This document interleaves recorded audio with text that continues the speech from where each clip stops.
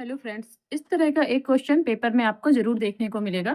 ठीक है, तो इसमें क्या है कि यदि 24 सेंटीमीटर ऊंचाई तथा 20 सेंटीमीटर व्यास के लकड़ी के बेलन में उसी आधार और उसी ऊंचाई का एक शंकु काटकर निकाल दिया गया है। ठीक है, यानी कि कोई बेलन था, उसमें से एक शंकु काटकर निकाला गया है। तो फिर पूछा क्या है, तो शेष ठोस का आयतन, पहले तो हमें आयतन बताना है, जब वो शेष ठोस पार्ट बचेगा उसका, एवं संपूर्ण पृष्ठ ज्ञात कीजिए, और फिर उसका संपूर्ण पृष्ठ भी हमको यहाँ पर बताना है। ठीक है, तो पहले हम चित्र बना लेते हैं। चित्र बनाकर आपको समझा देते हैं कि कैसे इसका चित्र बनेगा। देखिए, ये जो है एक बेलन है, हमने मान लिया कि ये बेलन है।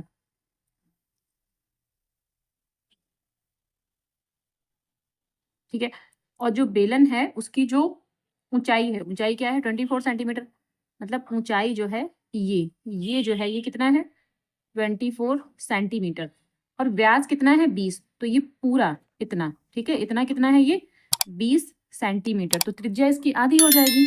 ठीक है, अब क्या बोला है कि जो शंकु है, ठीक है, उसी ऊंचाई का शंकु काटा गया, यानी कि उसी ऊंचाई और उसी आधार का एक शंकु काटा गया। तो ऊंचाई हमें इतनी ही रखनी है, यानी कि जब शंकु काटेंगे तो कुछ ऐसे काटेंगे। अब ये शंकु नीचे से ऊपर काटे या ऊपर से नीचे, वो एक ही जैसा बनेगा। तो ये शंकु कुछ ऐसे काटा गया है।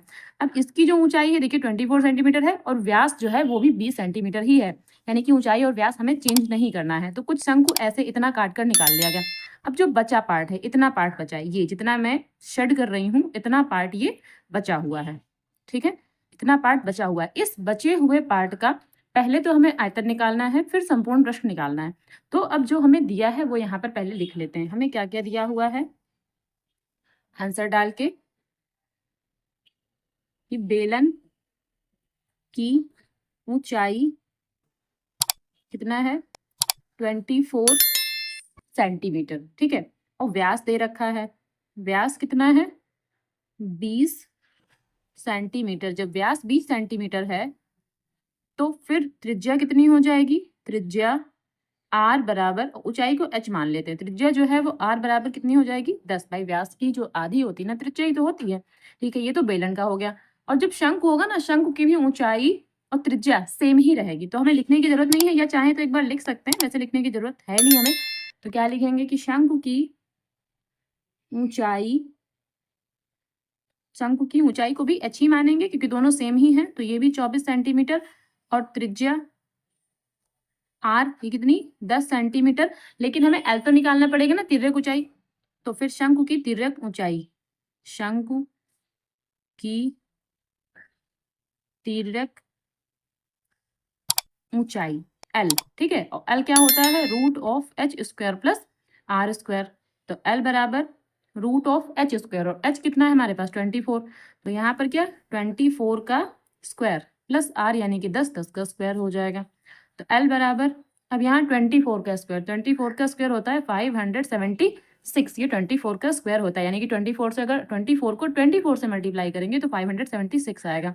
और 10 का स्क्वायर 100, अब इन दोनों को अगर हम जोड़ देंगे तो आएगा 676, और ये 26 का रूट ऑफ होता है, यानी कि 676 26 का रूट ऑफ होता है। ठीक है, तो एल का भी मान हमने निकाल लिया क्या 26 सेंटीमीटर। एल कहने का मतलब ये है, जो ये शंकु है इसकी जो तिर्यक ऊंचाई है इसको हम एल बोलते हैं। तो ये जहां पर यूज होगा वहां पर एल का मान हमें 26 रखना पड़ेगा। ठीक है, तो हमने इतना तो हमारी बेसिक इन्फॉर्मेशन हो गई। हमें जो निकालना था वो क्या, इस शेष ठोस का आयतन। सबसे पहले आयतन निकालते हैं। तो फर्स्ट नंबर पे क्या है कि ठोस का आयतन। तो आयतन तो सिंपल ही है, आयतन कैसे निकालेंगे, जो ये बेलन का आयतन है उसमें से शंकु का आयतन घटा देंगे। तो क्या लिखेंगे कि बेलन का आयतन माइनस शंकु का आयतन, बस ये तो सिंपल है, सिंपल ही निकाल लेंगे उसको। तो बेलन का आयतन क्या होता है पाई आर स्क्वायर। अब इसमें दो चीज पूछी गई है, यहाँ पर क्या है आयतन भी पूछा है, संपूर्ण पृष्ठ भी पूछा है हमको। ठीक है, एक मिनट, आयतन भी पूछा है और संपूर्ण पृष्ठ भी पूछा है। जब दो चीज पूछी गई हैं तो आप इसमें पाई का मान मत रखिए, आप इसका आंसर पाई में दे सकते हैं, क्योंकि डबल डबल चीज पूछी गई है और ये इतना बड़ा क्वेश्चन है, तो जैसे पाई का मान रखने की जरूरत नहीं है। और वैसे भी इसमें पाई का मान हमें दिया नहीं है कि क्या रखना है और क्या नहीं रखना है। ठीक है, तो यहाँ पर पाई का मान नहीं रखेंगे, अब चाहे तो पाई का मान रख भी सकते हैं, उससे कोई फर्क नहीं पड़ेगा। माइनस शंकु का आयतन क्या होता है 1/3 पाई आर स्क्वायर एच, ये शंकु का आयतन होता है। तो एक काम करते हैं, पहले हम इसमें से और इसमें से क्या करते हैं, कॉमन ले लेते हैं। क्या, पाई आर स्क्वायर एच, इतना तो हमें कॉमन मिल जाएगा इसमें से और इसमें से। तो अंदर क्या बचेगा, यहाँ तो 1 बचेगा और यहाँ 1/3 बचेगा। अब इसके नीचे भी 1 मान लेंगे, इन दोनों का एलसीएम ले लेंगे। इन दोनों का एलसीएम कितना, 3 आ जाएगा। तो यहाँ पर लिखते हैं 3 और 3 यहाँ मल्टीप्लाई करेगा 1, यहाँ मल्टीप्लाई करेगा तो 3 - 1 और क्या बचेगा, पाई आर स्क्वायर एच। तो फिर यहाँ 3 में से जब 1 जाएगा तो 2 बचेगा, तो 2/3 पाई आर स्क्वायर एच। तो हमने पहले इसको थोड़ा सॉल्व कर लिया। अब इसमें मान रखेंगे, आर का मान रखेंगे और एच का भी मान रखेंगे।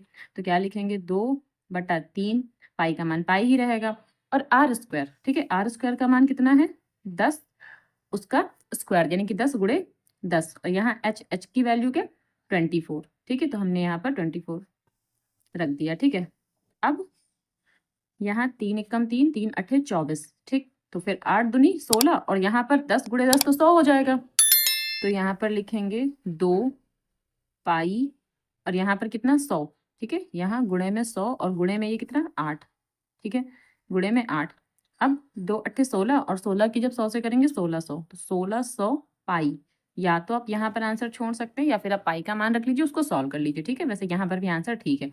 तो यहाँ आंसर जो आएगा घन सेंटीमीटर, ठीक है। जब भी आयतन निकालते हैं तो यहाँ पर क्यूब लगता है, मीटर क्यूब, सेंटीमीटर क्यूब। तो ये आंसर, एक आंसर तो ये हो गया, ठोस का जो आयतन हमें निकालना था वो क्या आया, 1600 पाई सेंटीमीटर क्यूब। अब दूसरा क्वेश्चन है, इसी में सेकंड है कि संपूर्ण पृष्ठ भी तो ज्ञात करना है। जो ये शेष बचा हुआ है ना, इसका संपूर्ण पृष्ठ भी तो ज्ञात करना है। तो संपूर्ण पृष्ठ ज्ञात करने का, कुछ बच्चे इसमें कंफ्यूज हो जाते हैं, संपूर्ण पृष्ठ कैसे निकालें। तो देखिए, संपूर्ण पृष्ठ जब किसी भी वस्तु से कोई भी चीज काटी गई हो, ठीक है। आप जैसे मान लीजिए ये ठोस था, हमारे पास जो बेलन था वो ठोस था, उसमें से ये शंकु काटा गया है। तो जब हमें अब इस जो बचा हुआ पार्ट है ना, इसका हमें संपूर्ण पृष्ठ निकालना है। तो इसमें लगेगा क्या, जिस चीज से काटा गया है यानी कि बेलन से काटा गया है, तो बेलन का तो संपूर्ण पृष्ठ लगेगा, ठीक है, बेलन का संपूर्ण पृष्ठ लगेगा। लेकिन ये जो शंकु है, क्योंकि शंकु काटा गया है, शंकु तो काट कर निकाला गया ना, तो जो शंकु है उसका लगेगा वक्र पृष्ठ, ठीक है, और वो भी जोड़ा जाएगा, ठीक है। और माइनस में क्या होता है, जो ये आधार होता है ना, उसका क्षेत्रफल माइनस में किया जाता है, ठीक, समझ में आ गया। तो चलिए मैं लिखती हूँ कैसे, किस आयतन का या फिर ठोस का, आयतन का नहीं, ठोस का संपूर्ण पृष्ठ, संपूर्ण पृष्ठ। तो ठोस का संपूर्ण पृष्ठ क्या लिखेंगे, जो ये बेलन है, भाई बेलन से काटा गया है तो बेलन का तो संपूर्ण पृष्ठ लगेगा। बस जिस चीज से काटा जाए, आप याद रखिए, जिस भी चीज से काटा जाएगा उसका हमेशा आपको संपूर्ण पृष्ठ ही लगाना है, ठीक है। तो ठोस का संपूर्ण पृष्ठ क्या होगा, बेलन का संपूर्ण पृष्ठ। सबसे पहले क्या, बेलन का संपूर्ण पृष्ठ और प्लस जो चीज काटी गई है ना, जैसे इसमें शंकु काटा गया तो ये प्लस में आएगा और इसका वक्र पृष्ठ लगेगा, ठीक है। इसका क्या लगेगा, वक्र पृष्ठ, ठीक है। और क्या, जो ये नीचे आधार होता है ना, आधार, ठीक है, वो जो है माइनस में आएगा। और वक्र पृष्ठ किसका था, ये शंकु का। एक मिनट, मैंने यहाँ शंकु तो लिखा ही नहीं, शंकु का वक्र पृष्ठ मैंने यहाँ ऊपर लिख दिया छोटा छोटा, ठीक है, माइनस। और जो ये आधार है ना, इसका क्या क्षेत्रफल, वो भी माइनस में। तो क्या, माइनस में आधार का क्षेत्रफल, आधार का क्षेत्रफल, ठीक है। अब देखिए यहाँ पर ये माइनस में आधार का क्षेत्रफल क्यों होता है, क्योंकि जब ये बेलन था ना, बेलन में भी एक आधार था और शंकु है तो शंकु में भी एक आधार था, यानी कि यहाँ पर 2 आधार बन रहे हैं। जब ये 2 आधार बन रहे हैं, इसी वजह से एक आधार माइनस में किया जाता है, ठीक है, आधार का क्षेत्रफल माइनस में कर दिया जाता है, ठीक। तो चलिए अब इसको लगाते हैं। बेलन का जो संपूर्ण पृष्ठ है वो क्या होता है, 2 pi R H plus are, ये होता है बेलन का संपूर्ण पृष्ठ, प्लस, ठीक है, प्लस शंकु का वक्र पृष्ठ। तो शंकु का वक्र पृष्ठ पाई आर एल होता है और यहाँ प्लस में ही होता है, ध्यान दीजिए, यहाँ प्लस में ही होता है, ठीक है। जब भी हमें संपूर्ण पृष्ठ निकालना होता है, किसी भी चीज से कुछ काटा गया हो और संपूर्ण पृष्ठ निकालना होता है, तो ये हमेशा यहाँ प्लस में आएगा और माइनस में सिर्फ आधार का क्षेत्रफल ही आता है। तो माइनस आधार का क्षेत्रफल क्या होता है, पाई आर स्क्वायर, ठीक है, क्योंकि वो वृत्त है, वृत्ताकार है, इसलिए आधार का क्षेत्रफल क्या होता है, पाई आर स्क्वायर। अब इसको थोड़ा सा और सॉल्व कर लेंगे पहले। तो 2 पाई आर का जब एच से करेंगे तो क्या आएगा, 2 पाई आर एच, और 2 पाई आर की मल्टीप्लाई आर से भी करेंगे तो क्या आ जाएगा, 2 pi R square plus pi R L minus pi R square, ये लिखा रहेगा, ये लिखा रहेगा। और जो 2 पाई आर है इसकी मल्टीप्लाई यहाँ भी करवा दी, इसकी मल्टीप्लाई हमने यहाँ पर भी करवा दी। अब देखिए 2 पाई आर स्क्वायर से पाई आर स्क्वायर घटा देंगे तो क्या बचेगा, पहले तो ये लिख लेते हैं कि 2 पाई आर एच फिर इसमें से ये घटा देते हैं तो क्या बचेगा, प्लस का पाई आर स्क्वायर, भाई प्लस के 2 थे, माइनस का यहाँ पर 1 है तो घट जाएगा आपस में, तो पाई आर स्क्वायर आ जाएगा प्लस पाई आर एल। अब इन सब से भी जो हमें कॉमन मिल रहा है वो कॉमन ले लेंगे, उससे सवाल हमारा सरल हो जाएगा।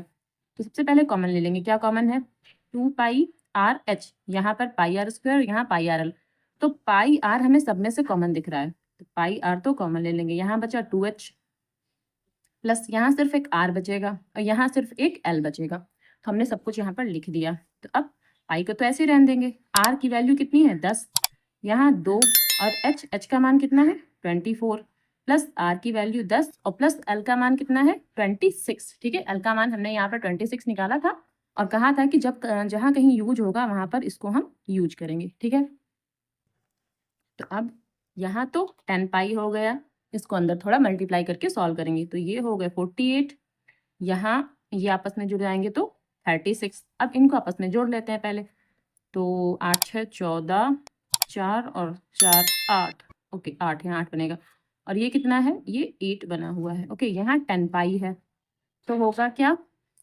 840 पाई और ये क्या होगा सेंटीमीटर स्क्वायर, क्योंकि संपूर्ण पृष्ठ या वक्र पृष्ठ हमेशा सेंटीमीटर स्क्वायर में, मीटर स्क्वायर सेंटीमीटर स्क्वायर मतलब स्क्वायर में ही आता है। ठीक है, तो ये हो गया हमारे ठोस का संपूर्ण पृष्ठ। ठीक, तो यहाँ लास्ट में फाइनल आंसर लिख देंगे कि ठोस का आयतन बराबर कितना 1600 पाई सेंटीमीटर क्यूब और क्या ठोस का संपूर्ण पृष्ठ बराबर में 840 पाई सेंटीमीटर स्क्वायर। ठीक है, तो ये हो जाएगा इसका आंसर। आई होप आपको समझ में आ गया होगा, और कोई भी ऐसा सवाल जो आपको नहीं समझ में आ रहा हो आप एक बार कमेंट बॉक्स में टाइप कर दीजिएगा, तो हो सकेगा हम आपको समझाने की कोशिश करेंगे। ओके, और इस तरह के सवाल ज़्यादा टफ नहीं होते हैं। ठीक है, बस आपको प्रोसेस याद रखना है कि इस तरह के सवालों का प्रोसेस क्या होता है। अगर आपको तरीका पता है तो आप आराम से कर लेंगे। ठीक है, अब